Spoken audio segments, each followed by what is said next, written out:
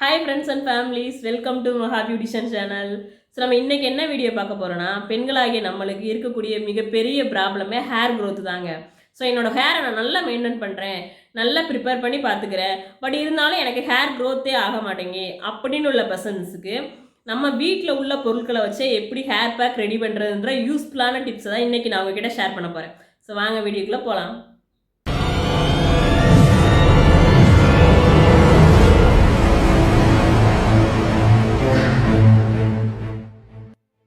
So உங்களோட hair growth ஆகிறதுக்கான 2 beauty டிப்ஸை தான் இன்றைக்கி நான் உங்ககிட்ட ஷேர் பண்ண போகிறேன்.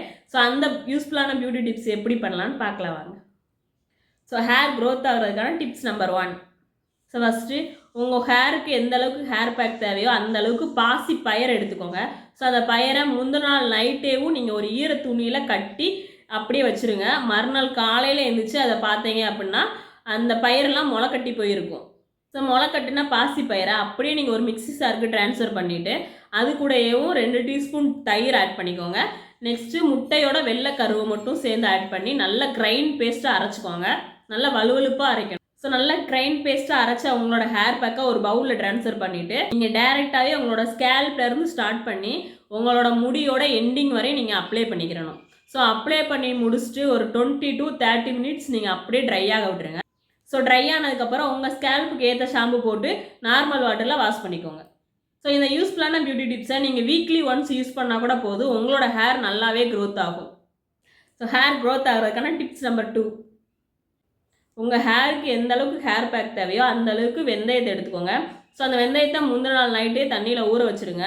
மறுநாள் காலையில் அந்த வெந்தயத்தை ஒரு மிக்ஸி ஜாரில் ட்ரான்ஸ்ஃபர் பண்ணிவிட்டு ஸோ அது கூட சேர்ந்து 5 செம்பருத்தி இலை, நெக்ஸ்ட்டு ஒரு கொத்து கருவேப்பிலை சேர்த்து நல்ல கிரைண்ட் பேஸ்ட்டாக அரைச்சிடுங்க. திரியாக வரக்கூடாது, நல்ல கிரைண்ட் பேஸ்ட்டாக அரைச்சிடுங்க.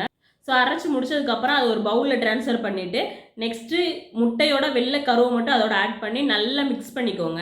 ஸோ நல்லா மிக்ஸ் பண்ணி முடிச்சுட்டு அந்த ஹேர் பேக்கை உங்கள் ஸ்கேல்ப்லேருந்து ஸ்டார்ட் பண்ணி உங்களோட முடியோட எண்டிங் வரை நீங்கள் அப்ளை பண்ணணும். அப்ளை பண்ணி முடிச்சுட்டு உங்களுக்கு ஹீட்டான பாடியாக இருக்குது அப்படின்னா நீங்கள் தாராளமாக 20 to 30 மினிட்ஸோடய ட்ரை ஆக விட்டுருங்க. இல்லை உங்களுக்கு கூல் பாடியாக இருக்குது அப்படின்னா 15 to 20 மினிட்ஸ் மட்டும் விட்டுட்டு அப்படியே ஹேர் வாஷ் பண்ணிடுங்க. ஸோ நீங்கள் அப்ளை பண்ணி முடிச்சுட்டு உங்கள் ஸ்கேல்ப்புக்கு ஏற்ற ஷாம்பு போட்டு நீங்கள் நார்மல் வாட்டரில் ஹேர் வாஷ் பண்ணிக்கலாம். ஸோ இந்த டிப்ஸை நீங்கள் வீக்லி 2 கம்பல்சரி பண்ணிகிட்டே இருந்தீங்க அப்படின்னா ஒரு 1 or 2 மந்த்லேயே உங்களோட முடி க்ரோத் ஆகிறத நீங்கள் பார்க்கலாம். ஸோ இந்த 2 டிப்ஸில் உங்களுக்கு எந்த டிப்ஸ் ஈஸியாக இருக்கோ அந்த டிப்ஸை யூஸ் பண்ணி பார்த்துட்டு ரிசல்ட் எப்படி வருதுன்னு மறக்காமல் கமெண்ட் பண்ணுங்கள். ஸோ இந்த வீடியோ உங்களுக்கு பிடிச்சிச்சுன்னா மறக்காமல் லைக் பண்ணுங்கள், ஷேர் பண்ணுங்கள், கமெண்ட் பண்ணுங்கள். ஸோ இது மாதிரி பியூட்டி டிப்ஸ் எது உங்களுக்கு வேணும் அப்படின்னா மஹா பியூட்டிஷியன் சேனல் கீழே கமெண்ட் பண்ணுங்கள், நான் உங்களுக்கு ரிப்ளை பண்ணுறேன். ஸோ தேங்க்யூ ஃபார் வாட்சிங், பாய்.